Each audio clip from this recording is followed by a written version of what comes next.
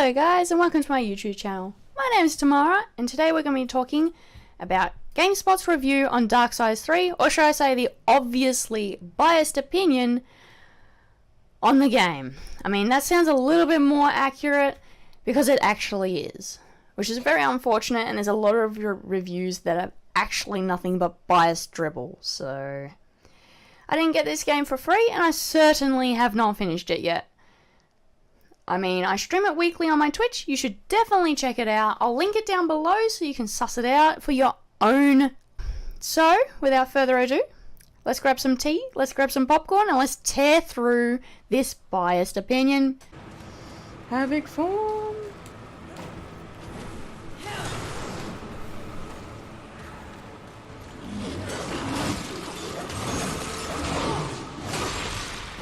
So the writer claims that Darksiders 3 has an identity crisis. One of them being super kick-ass, and the other one being super weak. I mean, well, that's the point. You've got a kick-ass movement system and abilities, but in order to progress, you need to essentially farm enemies to deposit souls to a character called Volgrim to allow you more health or damage. Because, you know, that's really part of the game. And like, heaven forbid, you actually load in and you're OP to start off. I mean, then people would claim that it's boring. Oh wait, nope. For once they didn't state that this particular game was boring. The shock, I know. It's a Christmas miracle. I mean, I know I'm late to the party, but at least I'm here. But the thing this writer doesn't state what mode he picked, whether it was easy or post-apocalyptic, or if he did a hack and slash, or a more of a thought out process kind of play. This actually would provide a better review. For instance, I played balanced, and I played the more thought out process. There was a different one, so you could do hack and slash or like a more thought out way. I did the more thought out way, meaning that the story, you play the story, but it's hard enough to be balanced and fun without being too punishing to the player. It also forces the player to think before acting, which I found quite enjoyable. Yes, I did say that. I found the game very enjoyable from what I've actually played. And the game is actually quite enjoyable. The fact that he compares Dark Souls to Darksiders actually made me laugh. And the fact that people keep referring to it and saying that Dark Souls is better actually is hilarious. It's a giant joke. It just shows that the community is nothing but entitled, spoilt brats. Yep, I said that one. I mean, I get the reference to the Dark Souls, to the Darksiders, because we've got extremely hard enemies in Darksiders that are that we need to take note of the enemy's movements in order to expect them to use to our advantage. But it's nothing like Dark Souls. Dark Souls isn't a forgiving game. Darksiders, it is. It gives you your health potions back, and you have a chance to reclaim all your souls with one swift hit of a floating blue head when you come back to your spot of death. He states that with the attacks, you're often left with safe combos as anything else will lead you to an open, devastating attack. I disagree. It's all about dodge and timing. Time it well and you have a nice dodge, and you too could pull off some sick moves. Then he tears into the locking system, where you can either lock on or with L2 or toggle it. Although I do agree, it seems to be more of a one-on-one system. It easily manages to lock on to other enemies while you're in combat. Although I found it locking onto a skeleton 5 yards away, it is useful and very easy to move around 99% of the time.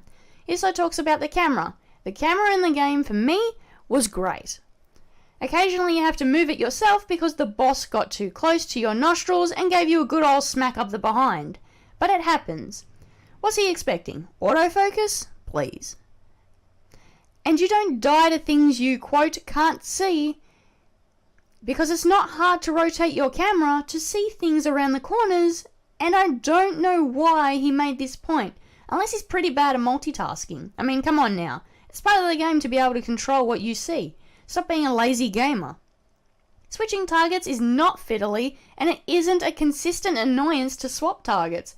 And by any chance was he eating or drinking during combats? Because that's the only reason I could think of where the combat lock-on system would be fiddly along with the camera. It's really not hard to swap between enemies, you just gotta have a fast reaction time. Which is a Darksiders thing. Because if you don't react fast enough, you'll fall down holes. Just saying. The warning system of incoming attacks is quite helpful to me, at least. I don't know why this guy is shredding into it, because when it's as simple as the alphabet, see a line, dodge, see another line, oh look, there's another dodge coming up. And the way he's reviewing the game, this game he's become super biased with Dark Souls, and when it comes to punishing the player for death and not rewarding them with the current leveling system, I actually like the leveling system. It gives the player the internal thoughts of what do I need for the next boss? What do I actually need for them? Do I need more health or do I need more damage? Do I need melee damage or do I need more range damage? You start thinking critically against yourself and your actions. Plus, Volgrim is one hell of a good character. He makes snarky remarks that really gets under Fury's skin. He's got class and he's a very enjoyable character to have in the game all round. He further complains about the simplistic things like bouncing on Jellyfish's head and climbing ledges because it's not fun enough for him. Hell, I thought it was a nice touch. It's a weird ass enemy that you literally don't have to kill. Just push it around. It's a nice break from all the mayhem the game provides. The scenery, I found that to set the tone and to be very visually appeasing. Or appealing. He, you guessed it, hated it because the colours were boring. It's just your usual post-apocalyptic world. What did he expect? Unicorns to come flying out of his behind? Probably. I found the environments great. If they linked to the 7 Deadly Sins personalities, it wouldn't have tied together. But as I am thinking about this, actually each zone did have their own personalities. Sloth was a gross sewer kind of atmosphere that smelt bad. Even the characters said it smelt bad. Guess he missed that one. Was he even paying attention to the game? Even so, they all were in their own little chambers. One boss is in an art gallery, bouncing off piles of money and paintings, which is greed, from memory. How can you say that it wasn't his personality? Did he even play the game or just 5 seconds of it and just thought, yep, not Dark Souls enough for me, it's crap? Although, the one thing I do agree with is I've been having issues with the glitches. I thought it was just my PlayStation glitching. But it may be the game, because other games are running smoothly, so there's that. And it sounds like a fighter jet that's coming through my bedroom, which is quite amusing, but also quite worrying because the PS4 sits next to me, and yeah. The vague in-game map, if you want to follow it, allows for no spoilers, which I appreciate because you don't know what's coming next, and it's all a mystery, as it shows you a skull of where the boss is in that direction. Even the tiny jump scares that scare the crap out of me were fun, like ridiculously fun to beat the crap out of. Fast travel I found really helpful for farming of souls and then popping straight back to Volgrim, preparing for a boss battle, and wham, it's down. No questions asked. He said that the puzzles were dull. I remember spending countless minutes trying to find out how to pass each puzzle, and it was rewarding to see myself figure it all out. But then again, from a Dark Souls player, I guess it's not up to par with his lack of standards.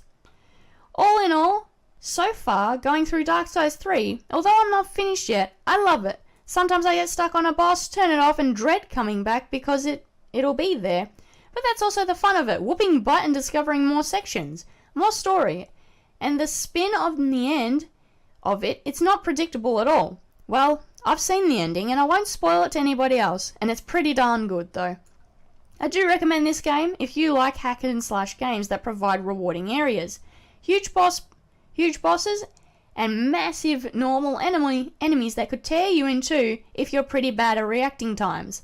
It is visually pleasing, and of course, If you're not sure if you want to take the risk, come on down to my stream sometime. I'm a non-biased player and a game developer who actually appreciates the hard work that goes into creating such beautiful games, and I'm not an entitled gamer who has unrealistic expectations. I personally give the game a 7.5 out of 10.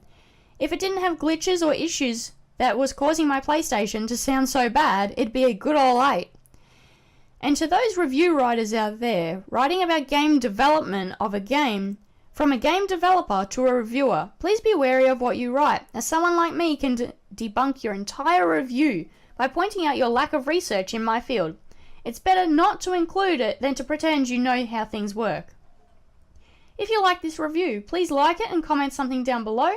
If you feel as though I missed something, also please write that one down below. Please remember that game developers are people too, and we all have feelings. If you feel as though a game is not up to scratch and not your opinion, and you're entitled to it, but please don't refer to their work as schoolwork when it is quite clearly above that. We all put time and effort into our games. We appreciate constructive criticism or feedback, not blinding hatred towards our projects. And with that being said, thank you guys. Thanks for watching, and we'll see you again later. Bye!